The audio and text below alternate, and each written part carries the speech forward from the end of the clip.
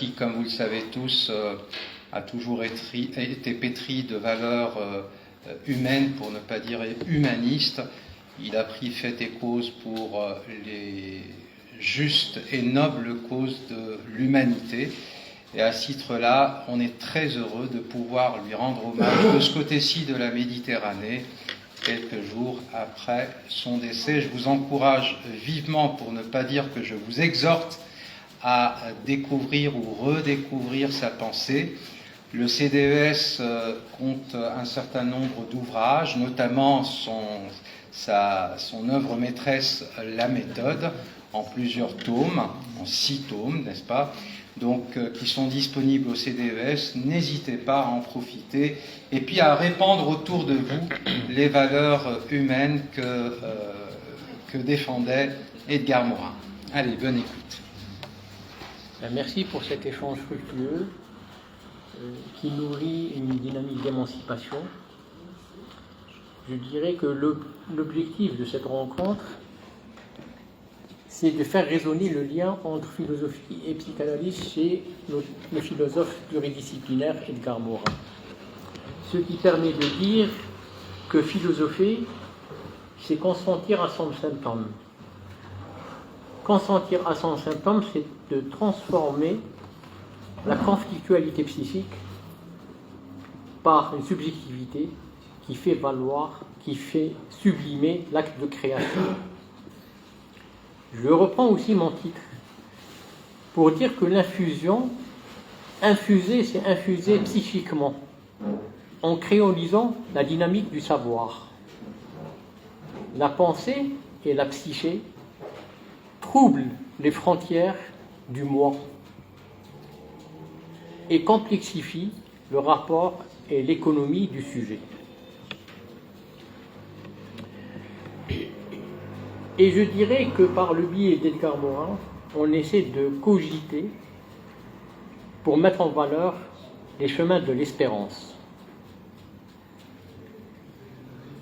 À titre introductif, je dirais que ceux qui voient dans l'infusion un risque de somnambulisme qui répondant au sens d'Edgar Morin, qu'une chose, parce qu'à un moment donné, bon, j'explique pourquoi je commence par ce titre, parce qu'à un moment donné, j'étais en train de lire sur Facebook et il disait que infusion, est-ce que ça ne va pas favoriser une forme de somnambulisme? Or que, pourquoi j'ai utilisé l'infusion, c'est pour dire que Edgar Morin, en tant que penseur pluridisciplinaire, mettait en valeur la poésie, et dans cette poésie, il y avait une création, un élan, inhaler la pensée. Donc, ceux qui voient dans l'infusion un risque de somnambulisme, répondons au sens d'Edgar Morin, qu'elle relève plutôt d'une ivresse baudelairienne, non une abdication de la conscience, mais une intensification du regard, capable de déjouer la prose anesthésiante du monde par une pensée poétique, critique et complexe. Dans ce sens, l'infusion poétique ne conduit pas au sommeil de l'esprit. Elle réenchante la pensée sans jamais l'arracher à la lucidité. Et c'est dans ce sens que Edgar Morin disait « Ce n'est pas notre ignorance qui nous aveugle, c'est notre connaissance qui nous aveugle. » L'altérité, ce n'est pas ce qui s'oppose à l'identité, mais ce qui empêche toute identité d'être close sur elle-même. L'éthique, dans ce sens, devient une écologie de l'action et de la connaissance capable de résister aux logiques de fragmentation. Je reprends ici des idées clés et concepts d'Edgar Morin.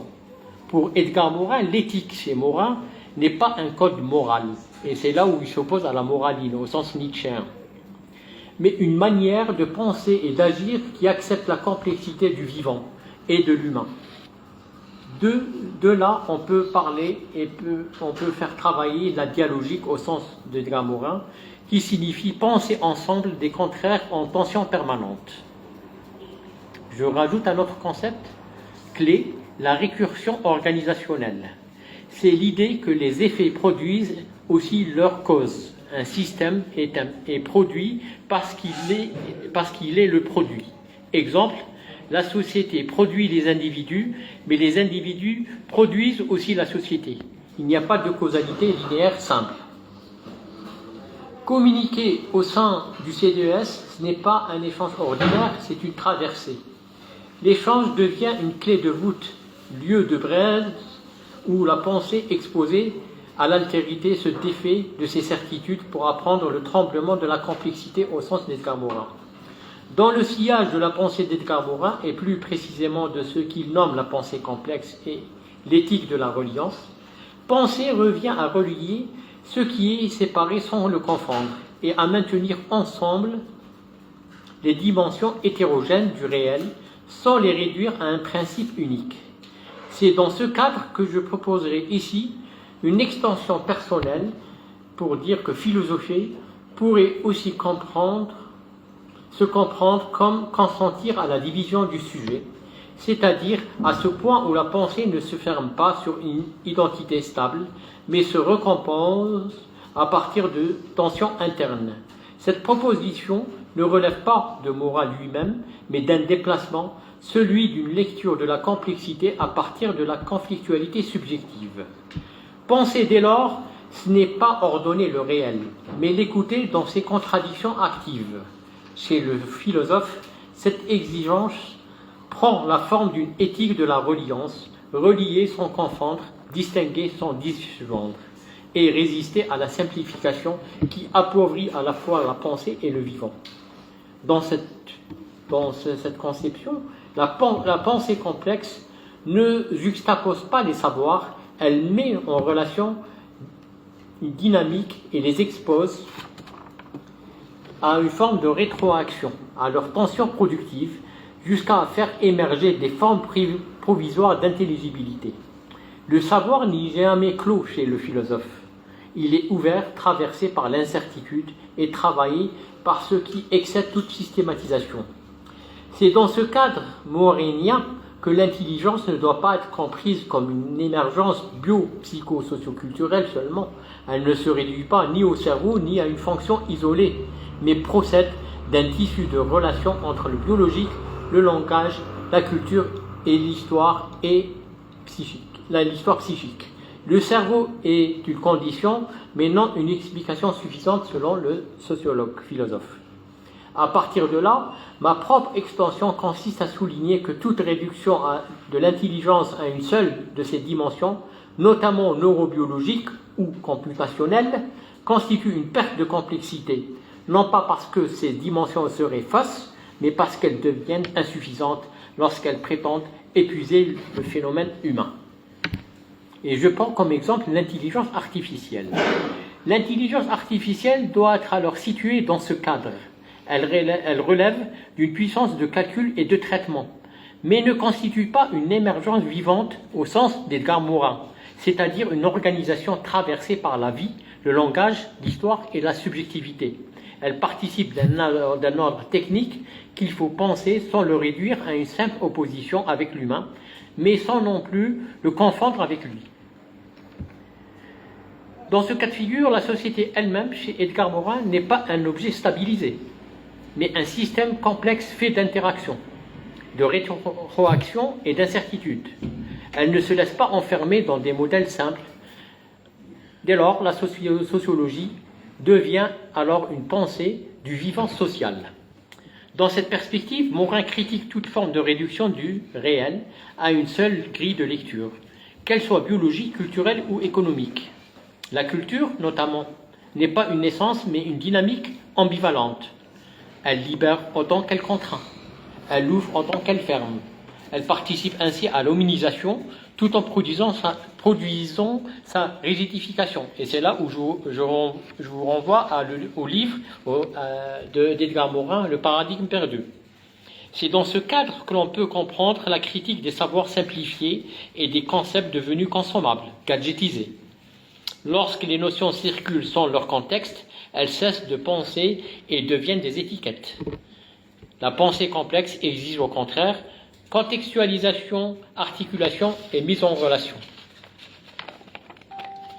Dans une logique d'écologie de la connaissance, chez Edgar Morin, le savoir doit être pensé comme un écosystème. Il dépend des conditions sociales, culturelles et historiques et agit en retour sur elles. Restant dans la veine d'Edgar Morin, Penser ne consiste pas à accumuler des vérités, mais à évoluer dans un champ de relations en transformation constante.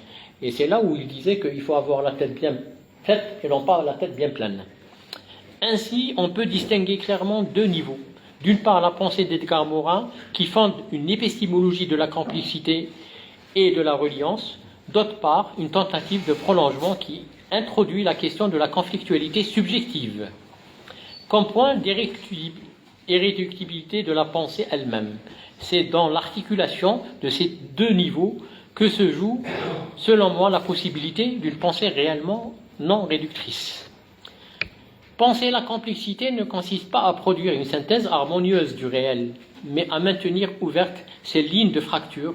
Toute tentative de clôture, qu'elle soit biologique, culturelle, technique ou conceptuelle, revient à appauvrir ce qui fait la vitalité de la réalité, sans excès sur les systèmes qui prétendent la contenir. C'est pourquoi la véritable exigence de la pensée n'est pas la maîtrise, mais la fidélité à ce qui résiste en elle. Et peut-être faut-il aller jusqu'à cette conséquence radicale. Une pensée n'est vivante qu'à condition de ne jamais coïncider avec elle-même. C'est là où je pourrais dire que la formation de l'esprit critique passe alors par là. Elle consiste à faire vivre la réflexion non comme une idée fermée, mais comme un mouvement vivant qui enrichit l'humain sans l'appauvrir dans des visions figées. Dans cette optique, Morin prolonge cette idée des pensées, de la stabilité, le réel insaisissable est toujours en mouvement par le conflit et la transformation. Et c'est là où cette idée rejoint la psychanalyse chez Freud et Lacan. Le sujet n'est pas stable, il est divisé. Il est traversé par l'inconscient, le manque et le désir. Penser dans cette logique, c'est accepter que le savoir ne soit jamais complet, qu'il reste toujours quelque chose qui échappe. Le concept n'est donc pas un objet clair et fermé, mais une forme instable traversée par des conflits internes. Et à ce moment-là, on pourra voir que Edgar Morin est un penseur pluridisciplinaire qui faisait des lectures de plusieurs penseurs, tels que Marx. Edgar Morin, penseur de Marx, lecteur de Marx. De son côté, il disait que Marx permet de comprendre un autre phénomène, celui de la réification. Par exemple, dans le capitalisme, les relations humaines deviennent des choses, des objets mesurables et échangeables. La pensée de Morin s'oppose à cela en rappelant que les relations sont vivantes et complexes. On peut ainsi voir une convergence entre Héraclite, Freud, Lacan et Marx. Tous refusent l'idée d'un monde fixé, transparent et totalement maîtrisable. Edgar Morin s'inscrit à l'opposé des pensées fermées et des mythes. Même à un âge, il continue à défendre une pensée en mouvement, ouverte et traversée de contradictions. Il invite surtout les jeunes générations à penser le conflit, le mouvement et la complicité plutôt que les idées réactionnaires. Au fond, la question n'est pas seulement d'accéder à une œuvre, mais de savoir ce que signifie penser. Avec Morin, on comprend que penser n'est ni un confort intellectuel, ni une accumulation d'idées, mais un travail qui transforme notre regard et nos évidences. C'est pourquoi citer un auteur ne suffit pas. Une pensée n'a de valeur que si elle nous déplace et nous oblige à penser autrement. Sinon, elle devient une simple répétition de mots. La psychanalyse, au sens d'Edgar Morin, rappelle que le sujet est toujours divisé. Marx montre que la société peut transformer le vivant en chose. Morin lui remet du mouvement là où tout se fige. Il ne s'agit pas d'avoir des maîtres, mais de se laisser transformer par eux. Penser, c'est changer, et l'esprit critique commence par là. Non dans la citation, mais dans l'expérience de la pensée, pour reprendre Edgar Morin. Dans un climat d'inhibition confortable, dans le contexte algérien, on se berce parfois d'illusions en répétant des idées qui finissent par devenir des discours idéologiques. Répéter des mots ou des références ne suffit pas à produire du savoir. Cela peut masquer un vide de pensée. On croit parfois marteler le maître pour se l'approprier, mais cela montre surtout une incompréhension du fonctionnement réel de la pensée et du discours selon Edgar Morin. À titre d'exemple, Je dirais que l'associatif à l'état embryonnaire devient parfois un espace où ces mécanismes se répètent. Agitation d'idées, circulation de slogans, mais sans véritable travail de réflexion. Dans le cas du Hirak, par exemple, au lieu de faire travailler les slogans et les figures dans une véritable analyse critique, on a parfois vu se développer un mimétisme démocratique assez vide. Des mots comme peuple, liberté ou changement deviennent des points fixes qui remplacent la réflexion. Dans certaines lectures du mouvement de foule, des auteurs comme Gustave Le Bon, idéologue de l'extrême droite, ont été aussi utilisés de manière simplifiée, sans critique parfois idéologique. Dans ce contexte, la pensée de Morin reste exigeante. Elle demande un effort de compréhension et de complexité. Mais elle peut aussi être détournée soit comme un objet fétiche, soit comme un simple marqueur symbolique. Dans les deux cas de figure, on passe à côté de l'essentiel. Transformer sa manière de penser et non afficher une posture. Chez Morin, l'indignation n'est pas seulement un sentiment, c'est une exigence de lucidité. Face aux simplifications du réel, elle pousse à penser plus lentement, plus profondément et plus justement. C'est dans cette tension entre complexité et vigilance critique que se joue la véritable force de la pensée. Le défi à relever se pose ainsi. Je vous remercie.